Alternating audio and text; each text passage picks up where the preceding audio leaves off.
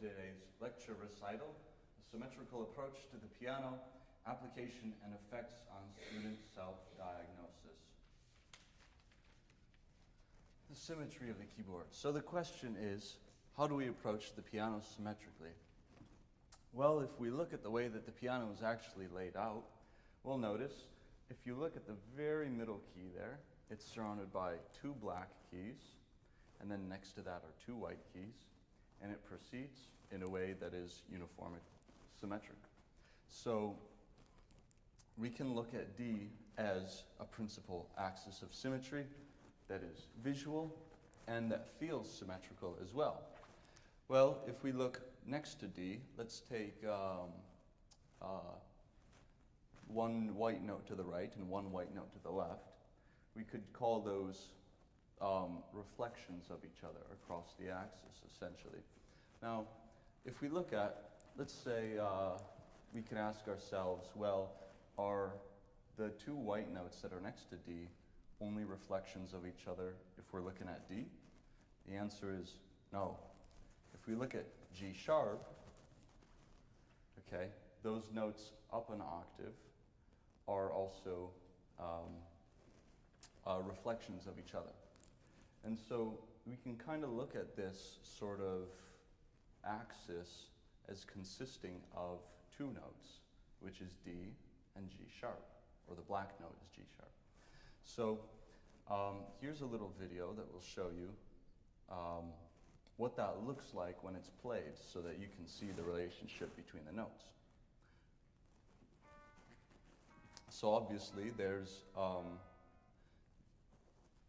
D and then proceeding from that, and I can use the exact same fingers going in either direction from D. Now C and E are relative to D that same, and you can also see from G sharp there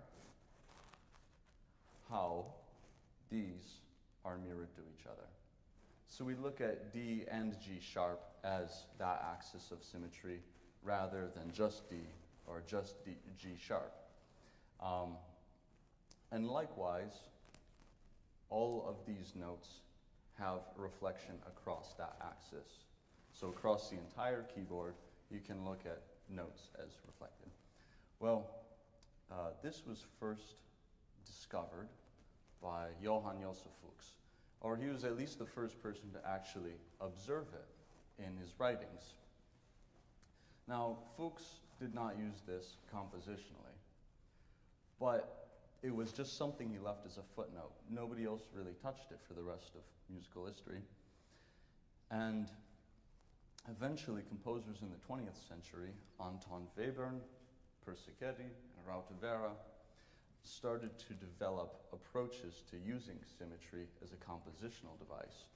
Now, interestingly, from what I've found, none of these people actually communicated with each other about this method. They all came up with it on their own. Similarly, in my own life, I had no idea that any of this was done. I came up with this on my own and then found like-minded individuals. But that being said, also, they all used this in a compositional way. They didn't use it in a pedagogical way or a way to actually think about how to play the piano and how to learn the piano. So we can see, here's a compositional example of this. We have D in the right hand. In the left hand, we have D, A, and G. Remember earlier I was talking about D being an axis, okay? So the notes in between are those that are reflective to each other across that axis. But the hands are doing very different things right here. It's not like in my video. So what is symmetrical is that when you play the bottom notes here,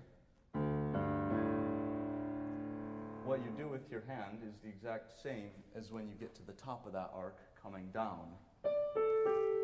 And you play those notes reflected to each other.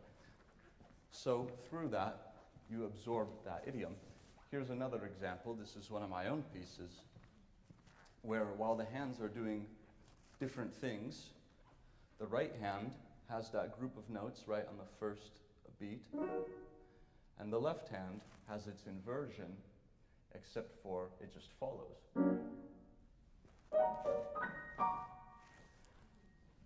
Now, this is different than what we're going to talk about for the actual pedagogy of learning it, but this is an example of the compositional approaches that many composers will take to this. So, what was my personal experience? Why did I even come up with this? Well, it started in, I think, 2021. I was tasked with playing some very, very difficult repertoire and decided that I needed to re-channel my technique and figure out a way to think about my playing. Not just a way of playing, but a way to actually perceive what I was doing and a way to improve what I was perceiving. So I was playing the last movement of Prokofiev's Sixth Sonata.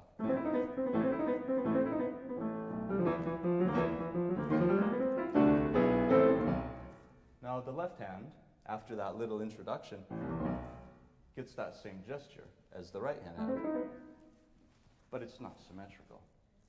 Okay? It's still difficult, it's not symmetrical. So, and here's the score for it that we can see. The left hand comes in about there, for playing the same figure. What I decided to do is I wanted to see if my right hand could do that same motion as the left hand, inverted. And would it be easier? So that motion sounds like, it doesn't sound the same at all. So then, I could actually see what the differences were between what my hands were able to do and what I had to work on. So you can see, here's the video. That's what it looks like in the hand, this gesture. And then inverted, well, there's the left hand version. Now once it's inverted, you can see both of these things happening at the same time. So, okay, yes. So I took this idea of looking at these differences, and at first I didn't completely think of it as a way of perceiving the piano. I did also largely think of it as just a way to build technique. So I would take a Czerny exercise like this, and I cut out this little middle section because this was the part I found most interesting. Czerny gives us a fingering for approaching chromatic minor thirds. So we play the first two notes that are diatonic in a scale, but then it's all chromatic from there.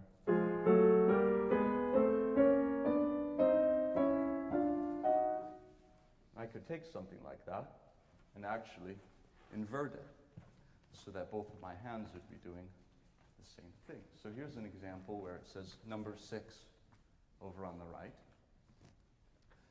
where the second note of Czerny's little exercise, so I'm starting there, inverting it in the left hand,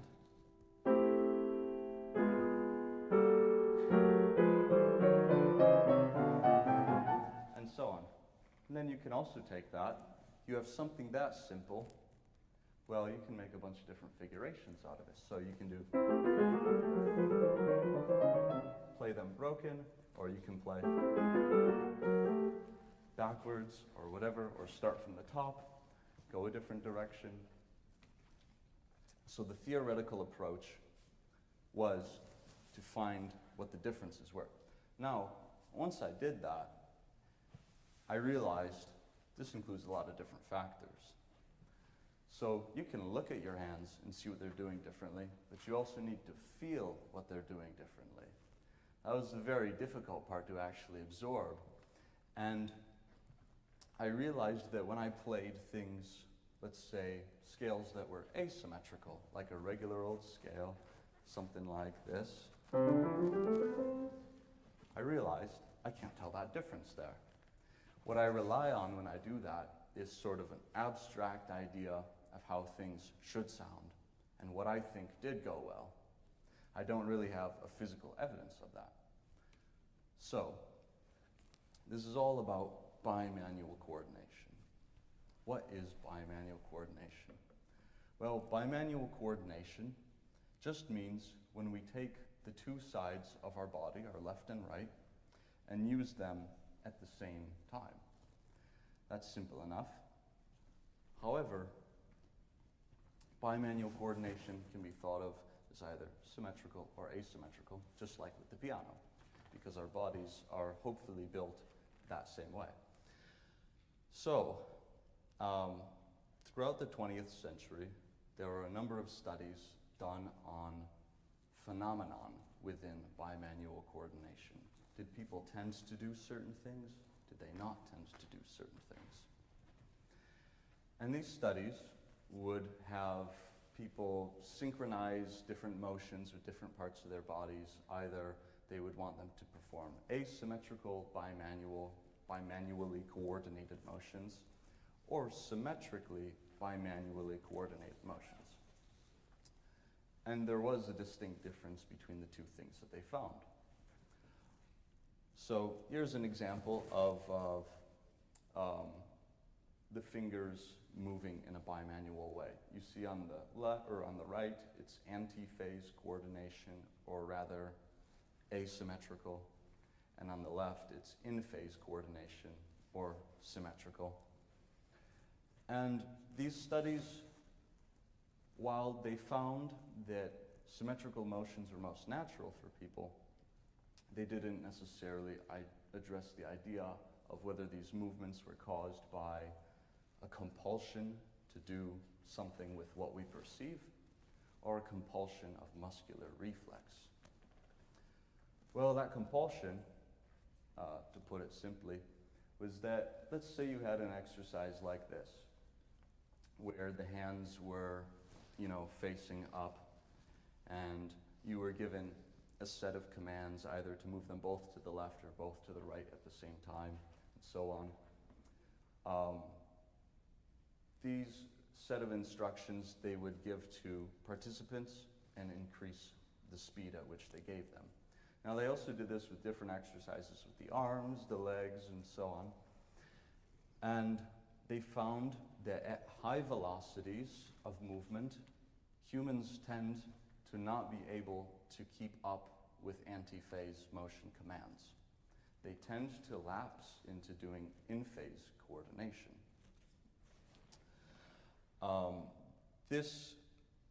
While they tested in ways like this, again, they didn't get at the idea of whether this was due to our perception of symmetry or whether it was muscular reflex. So a couple of researchers, quite clever guys over in Germany, they're still alive, Franz A. Mexner and Wolfgang Prinz, they asked, what is coordinated in bimanual coordination? Again, something we perceive or our muscles? Well, I forgot to mention homologous muscles, what that means. That means things that are mirrored across our body. For example, the little muscle under the thumb. On the other side of your body, that muscle is called homologous relative to that one. So they wanted to know, are these reflexes because of our homologous movements, our homologous impulses, or again, because of what we actually perceive? So they decided to change a lot of the studies that were done. They didn't want people to just move symmetrically or asymmetrically or whatever. They would actually change the positioning of certain muscles so that when they moved in symmetry, it wasn't because of homologous motion. It was actually because of perceptual symmetry. So what that means is they have different hand positions. So this classic experiment they would do, and you guys can all try this if you like. You hold your hands out, and either you make symmetrical motions or asymmetrical motions relative to the center of your body. And instead of just using the upward position or the overturned position of the hands, they added two more where one hand is overturned or the other is overturned. And so if you actually move in symmetry, you think about where the homologous muscles are, they aren't going to be coordinating. they're going to be pointing opposite directions. So, yeah, it's kind of funny, you know. And they did this with not just the hands, but also experiments that were with the arms, experiments with drawing different things, how people would coordinate drawing or using gross muscular movements. So essentially, after all of these things, they concluded that because people couldn't actually keep up symmetrical movement with homologous muscles, and it was just perceived symmetry, this is a piece of evidence that they believe points towards us thinking about our position, our cognitive perception to what's going on and acting according to that, instead of something that's completely inherent in the body. So the question for piano has to be asked, why not work with our natural inclinations to move this way? And why not set up something where we can actually perceive symmetry, like with D and G sharp? Because if we work in a way where we're not coordinating any homologous muscles, and we're also not perceiving any symmetry whatsoever, then for at least beginner students, you've got to think probably twice as hard as if you tried something symmetrical.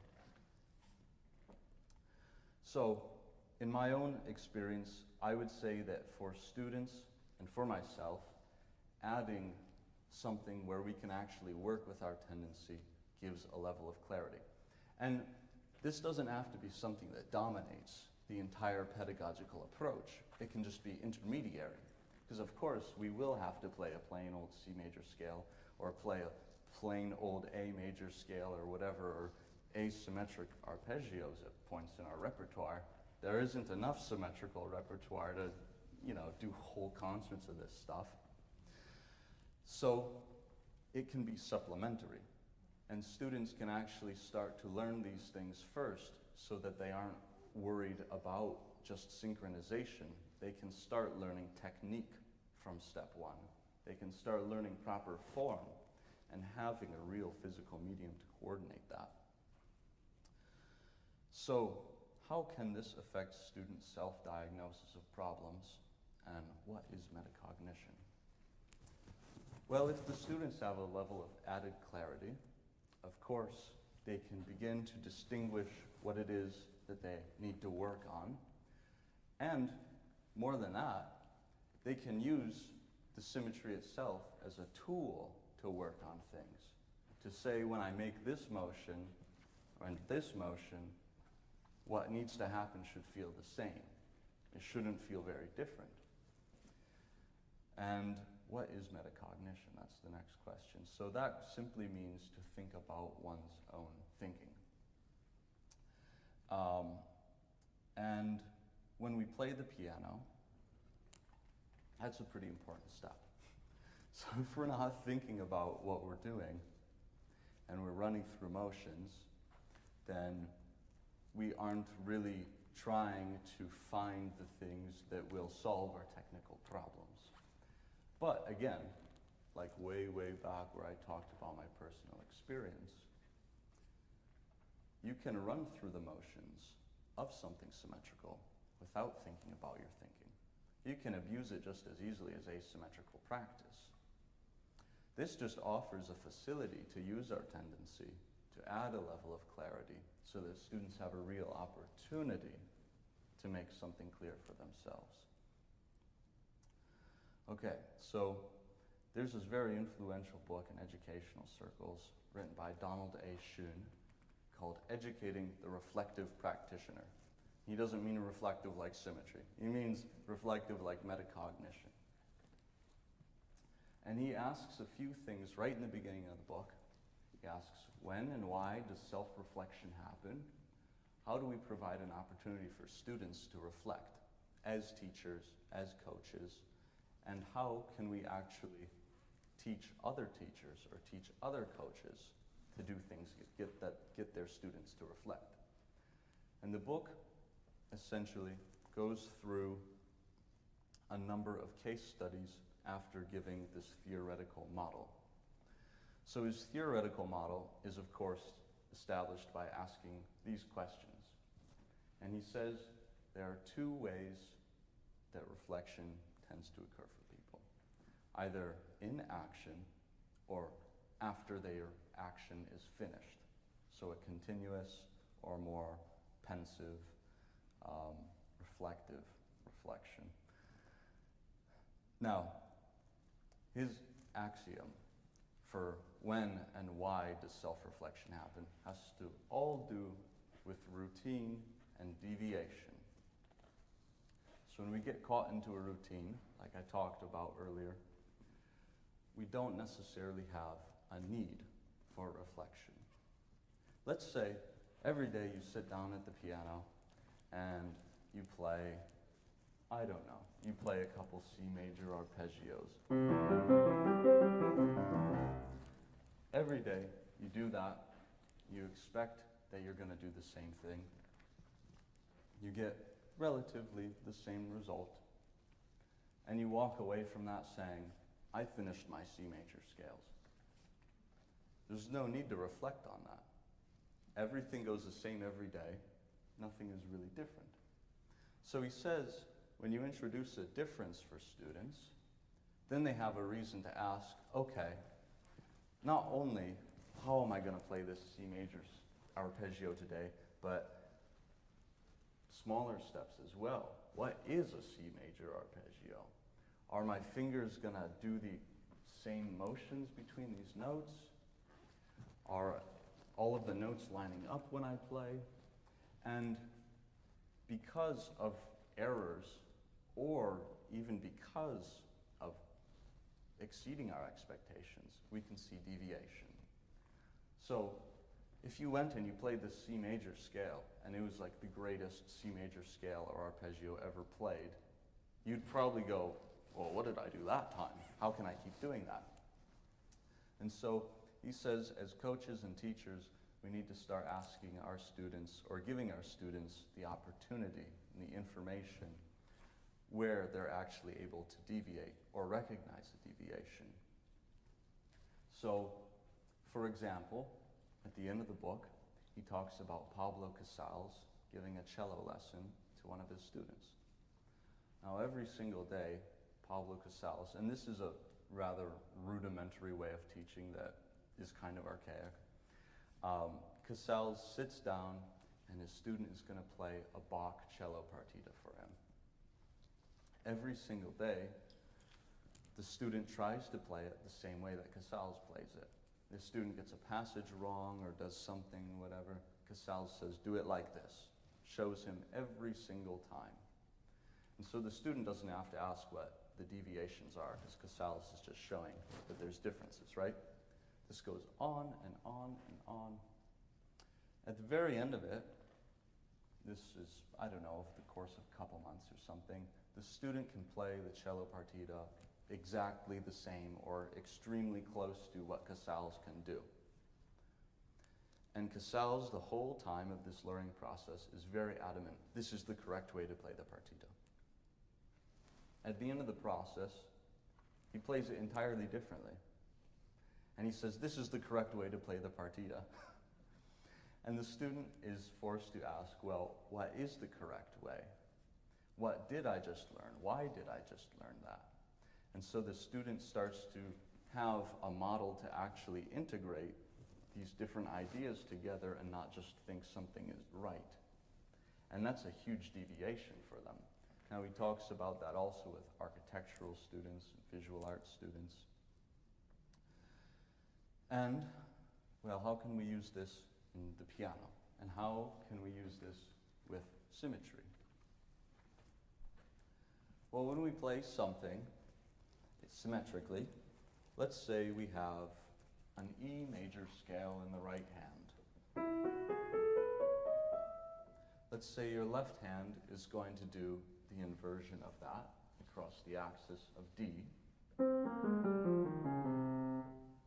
That sounds very different, right? So this starts on E and this starts on C, and this is, because it's inverted, it's a different mode. It's C Phrygian. You're given the opportunity to look during your action what's different and after your action. So it's not just one or the other. So in the example that he talks about with Casals, after everything is done and says, no wait, this other completely different thing is the right way to do it. That causes a lot of after-action reflection, where the student gets to, go home and maybe, feel terrible about it or whatever, try to learn about it. And that causes them to have a palette through which they can reflect. Now, in-action reflection is a little bit different. So I talked about the fact that with Casals' demonstrations, the student didn't need to deviate from their routine or deviate from a thought process, because Casals would just point out what was different. He would just point out what these deviations were. So while there was in-action reflection for Casals, there wasn't for the student. Now, as a pianist and someone who's learning, you constantly have to do in-action reflection, right? So if you do play something asymmetrically, you're asking the whole time, are these things coordinated? Maybe is there some kind of a shape to the line of music that I'm playing? When you have things that are symmetrically coordinated, now you can not only ask, were these things the same after you played them?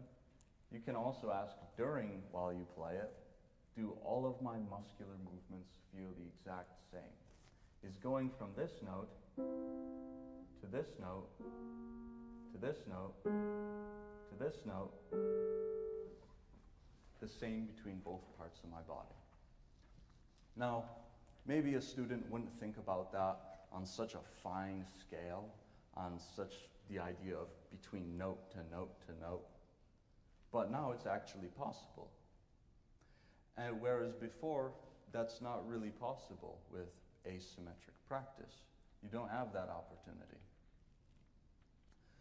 So how will this enhance the opportunities? Well, we've already looked at the fact that we're working with the natural tendency of what we do, and now we're looking at the idea of reflection itself, of metacognition within this element. So this enhances the opportunities, of course, because now the student has to put a lot less mental effort into coordinating these parts of their body.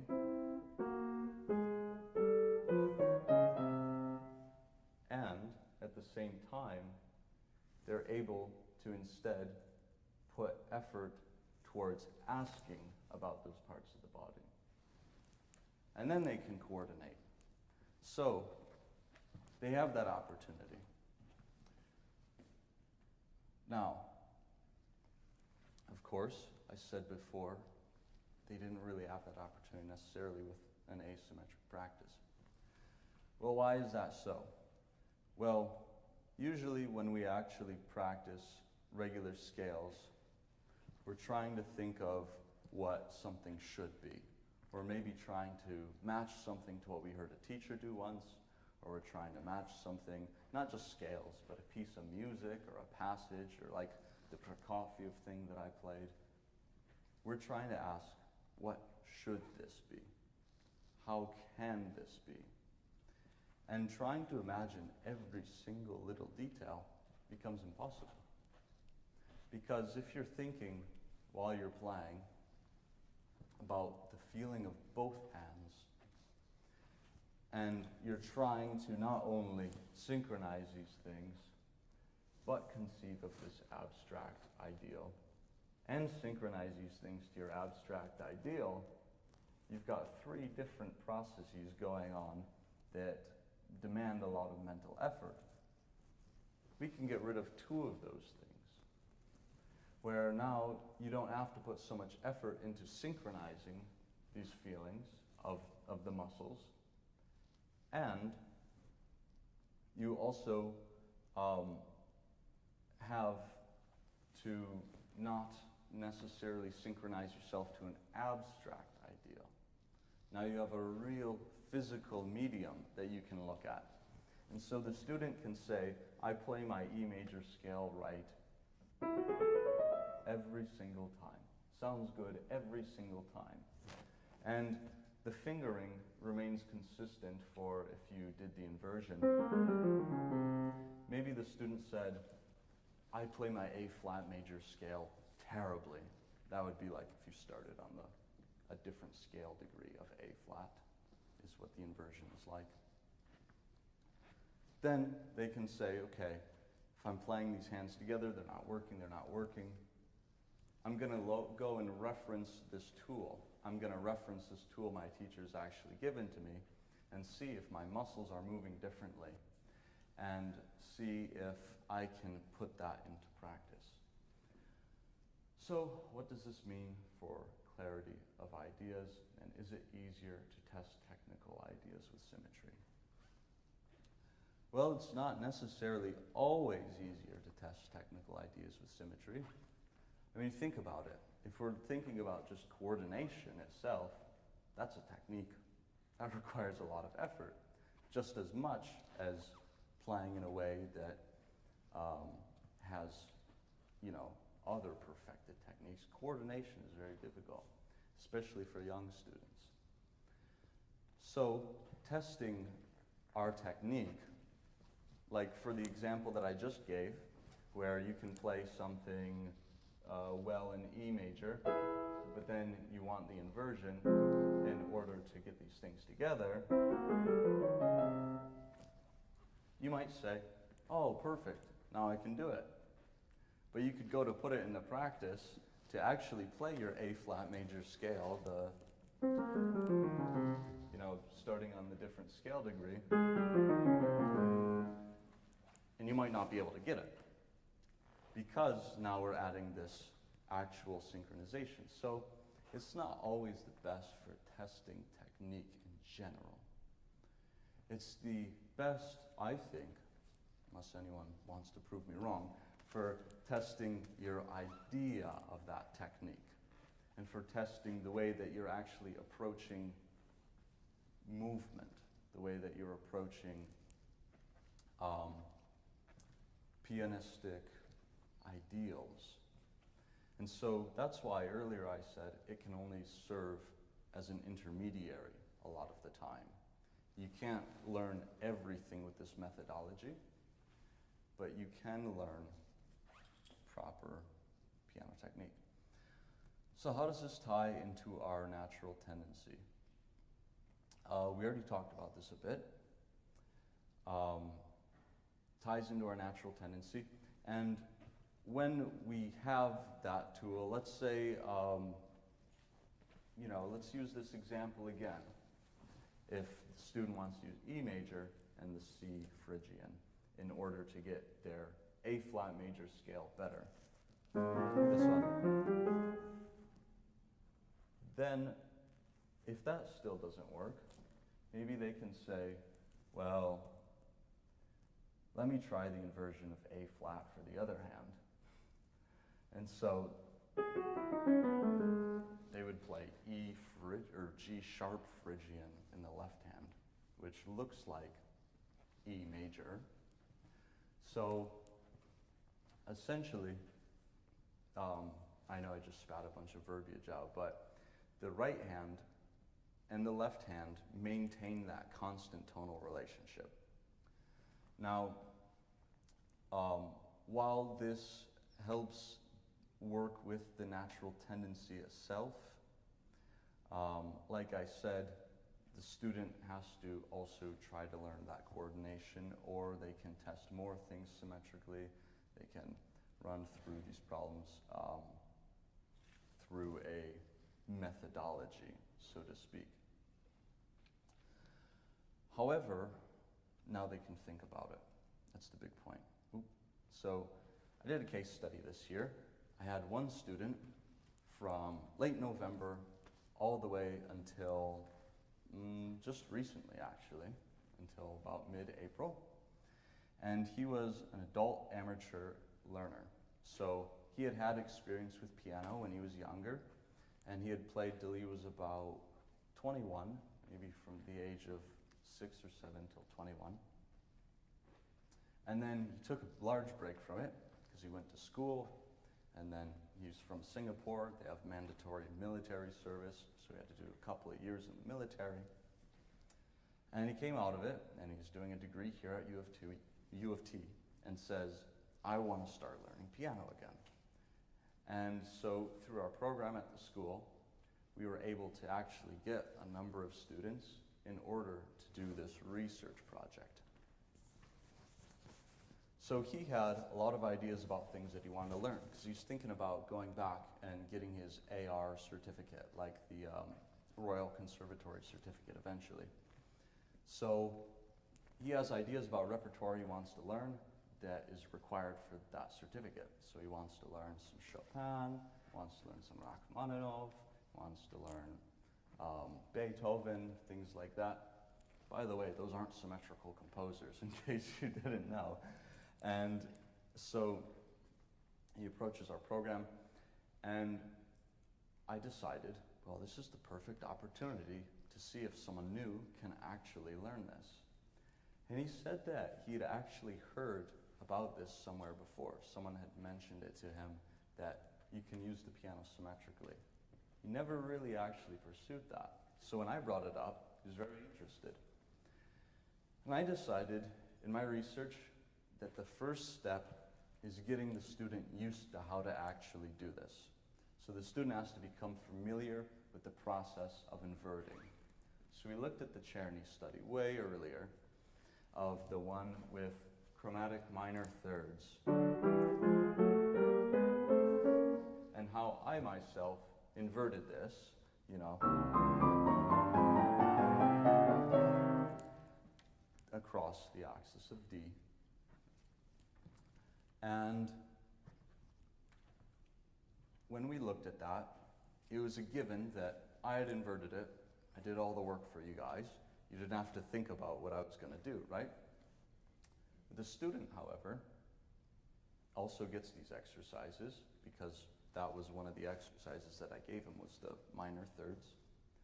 However, they aren't necessarily already familiar with the idea of how to construct things symmetrically. They aren't familiar with the idea of how to invent these things. Because with this methodology, you aren't just diagnosing what's going wrong in your playing or what the differences are between your hands. You want to invent the solution. And so I provide my students with these exercises, okay? So he runs through the one with minor thirds. There's ones with you know, alternating note patterns, like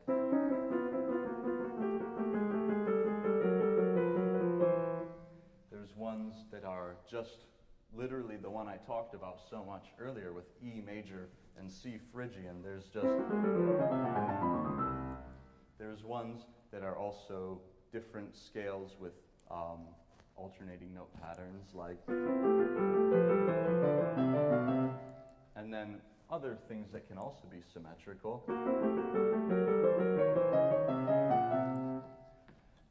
And so the student gains this new vocabulary of music. Because if I say, let's pretend we were just doing traditional learning.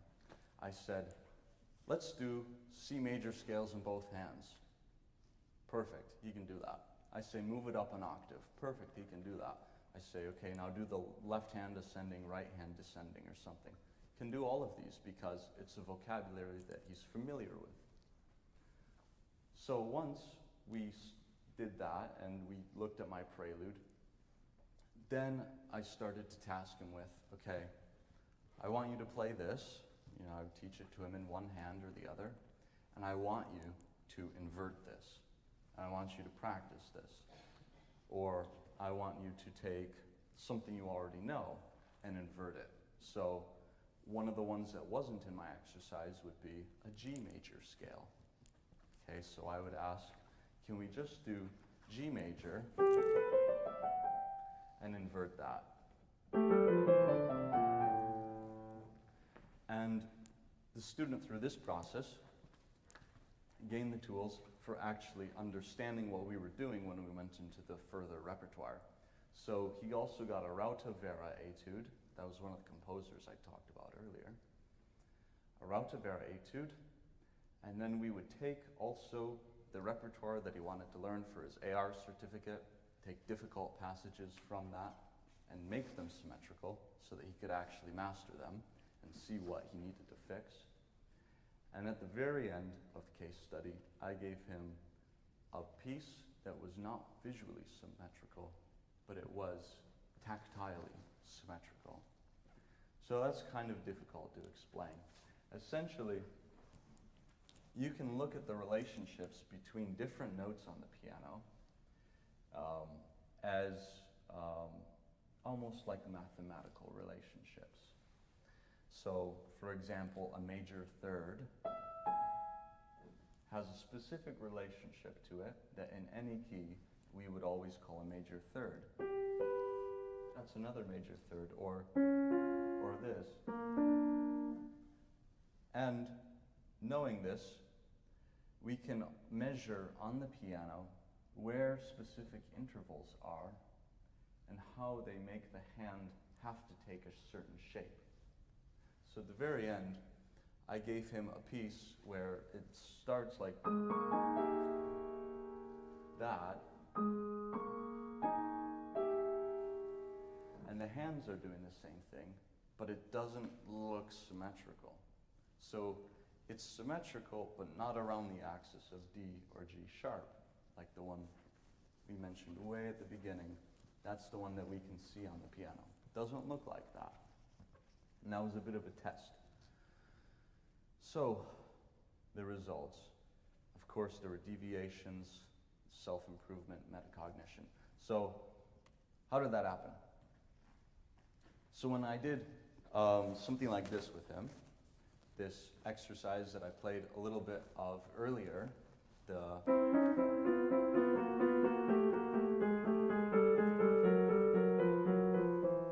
it keeps going, or you can do,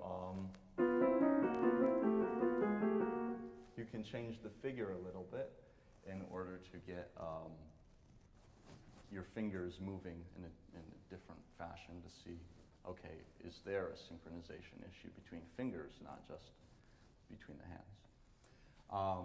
And I gave him this one, which you can also do with different groups of fingers and treat them like 1, 2, or 3.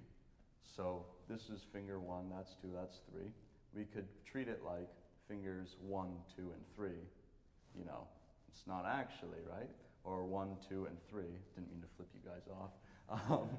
And you could take that and look at that for all of the fingers. Well, I thought it would be interesting if for a few of these, we would just learn it in one hand and see if he could instantly do it in a unilateral fashion or in a bimanual fashion where both hands would be able to do it without having even practiced one.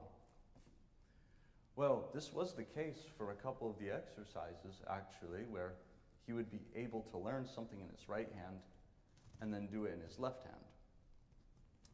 At this stage, however, we weren't thinking about metacognition. We were still getting used to the vocabulary of actually playing this. But I observed that immediately this natural tendency was there where he didn't have to think about that. And sometimes it was, you know, maybe he didn't do his homework and he only learned one hand of it. And we would have to now, okay, invert it. And as we would go through this, I would ask him, do you notice any differences between what the hands are doing?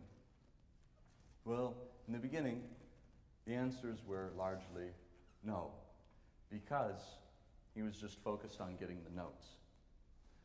So as we progressed, I mentioned this piece that I wrote before, we were able to look at my prelude number 1, where, again, the hands are doing symmetrical things. However, they aren't coordinated at the same time. They follow each other. So we would take something like this and actually practice it where both of the hands could be doing the same thing. And maybe get rid of that little roll across the keys. We would just do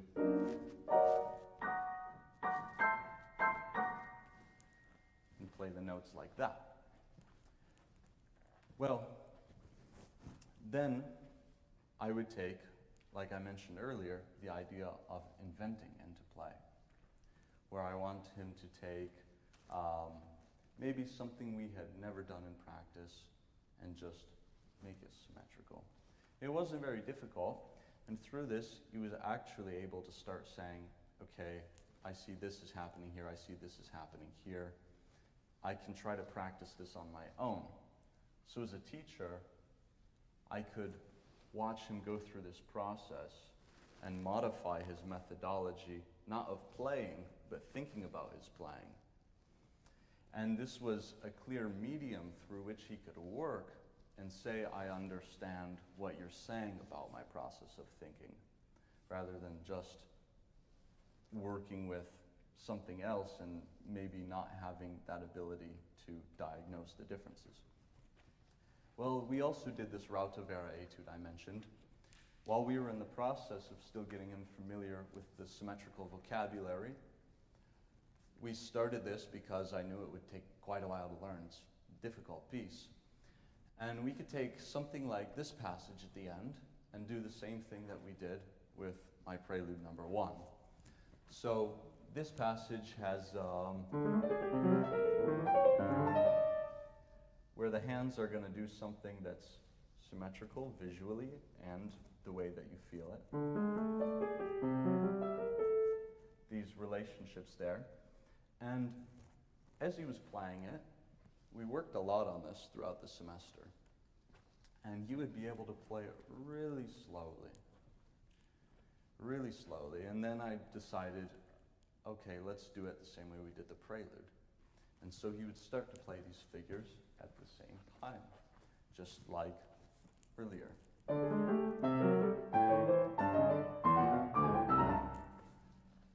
And through that, it took, I don't know, maybe like 15 minutes for us to increase the tempo rapidly, whereas that had taken so much time throughout the semester.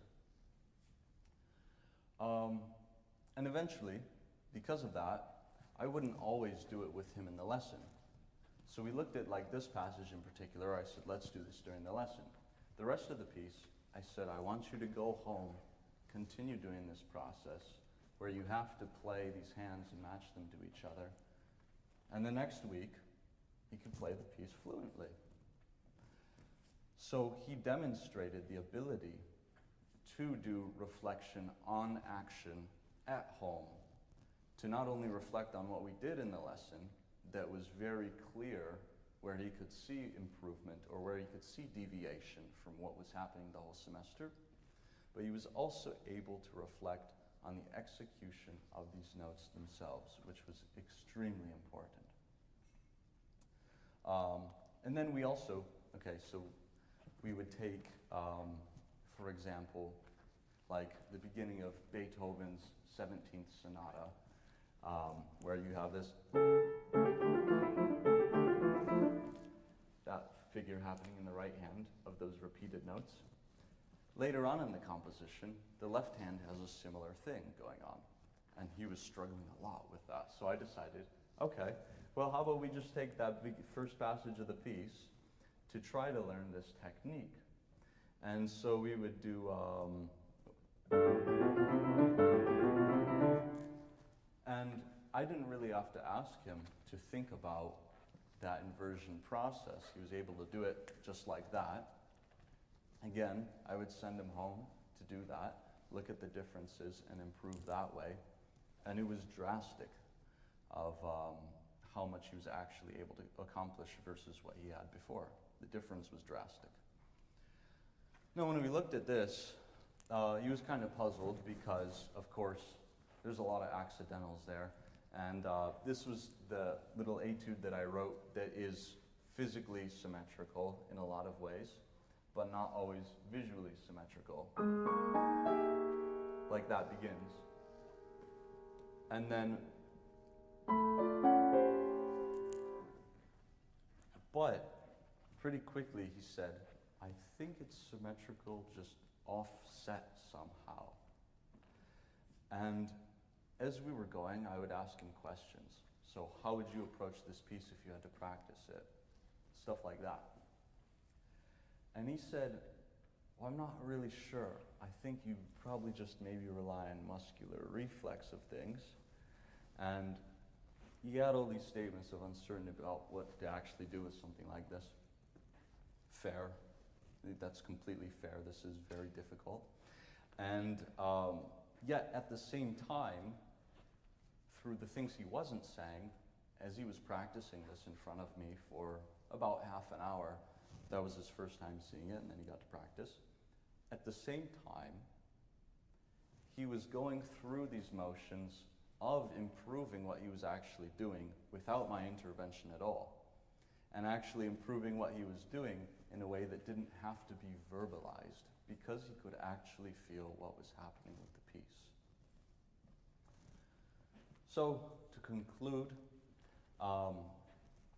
once those results were accomplished, my student felt a lot more capable to handle his repertoire on his own. In the beginning of this experiment, this case study, he wanted a lot of answers from me. I gave him this, and now I hope he's able to continue getting answers from himself and using this methodology. A short intermission will now follow, so thank you.